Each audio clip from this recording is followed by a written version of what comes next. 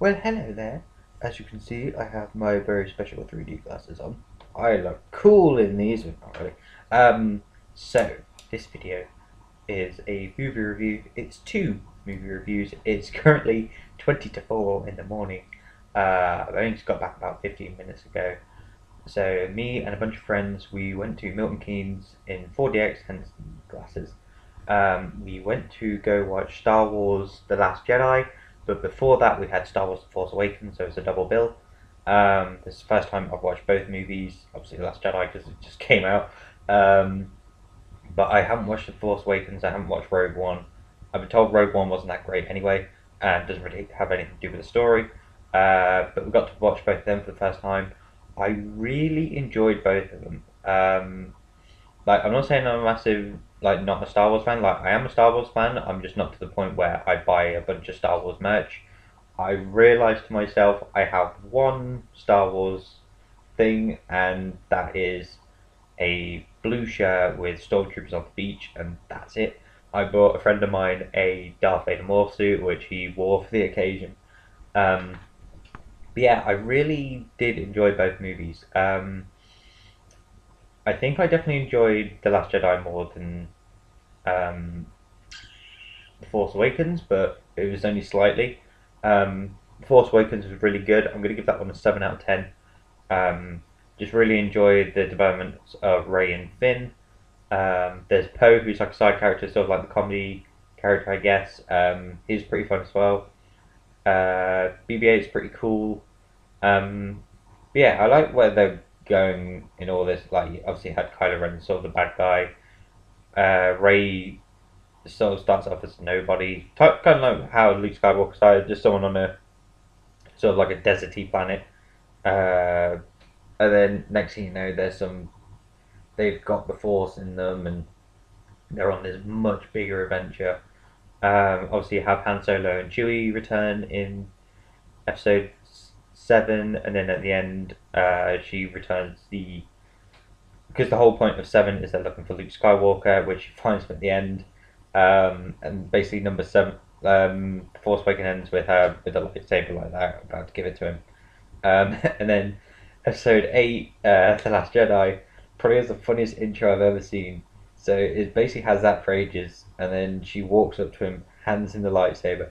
There's about 15 seconds where he's just looking like that. It's like, it's my lightsaber. And then just goes, just throws it off the cliff and fucks off. And literally, just everyone started pissing themselves laughing with it.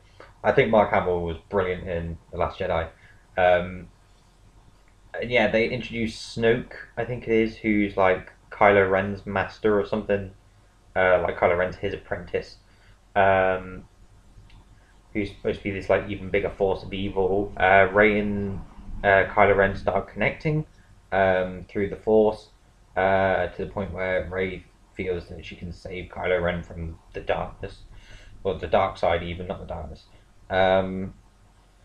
Which apparently, according to Snoke, was all a trick because he knew that Kylo was weak. You can like in this bit, you can sort of sense that Kylo's going to turn on Snoke. Snoke's demise was a bit meh compared to how ultra powerful he's meant to be. Like he went down pretty simple. He didn't really fight or anything, which was the worst part. Spoilers, by the way.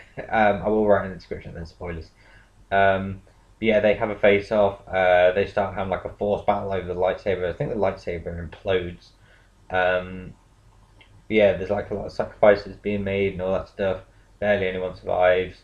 Um, Kylo Ren does one final assault on the Resistance, which Luke Skywalker shows up again. There's another funny bit where he basically just gets several blasters shot at him, and then he just emerges from orbit and just goes like that. That is like literally the only thing they have was like a speck of dust on him. But then he starts like having a little fight and not trash talking and downgrading, literally trying to get into Kylo Ren's head, saying that like he failed Kylo Ren as a teacher, and his father still loves him, yada yada all that stuff. And then he's like, if you want to strike me down, then strike me down. I'll always love you. So will your father. Strike me down in anger if you have to. And basically, he does go straight through him, and then Luke just turns around. So Kylo then steps through him, realizes he's a hologram. Um, whilst the Resistance manages to escape. Then Luke dies and goes back into, I guess, the light form, like Yoda and Anakin were at the end of Episode 6. Um, so yeah, Resistance are off. It has this weird ending, like after the Millennium Falcon sort of goes into light speed. It shows a bunch of these kids which showed up like halfway through the movie, and like one of them look at the stars like, I'm going to join the Resistance or some shit like that. It's like it could have stopped at the Millennium Falcon, I think. But like I said, overall, I really did enjoy both of them. I'm going to give The Last Jedi 8 out of 10. Like I said, it was a bit better than Force Awakens. They're both really good, but I would say that this one was a bit better. Managed to cover up some plot holes in some cases. Um, yeah, it's nice to see that Kylo was more of the main character to focus on in The Last Jedi, even though the whole point is raise The Last Jedi. It's nice to see Kylo like still in this conflict and trying to pick a side, and then eventually having this like one side he's going for. But I'm very interested for episode 9. It's probably gonna be a couple of years before that one comes out. But like I said, really enjoy both of them. Let me know what you think of these Star Wars films if you have seen them, and I shall hopefully see you in the next one. Right, bye.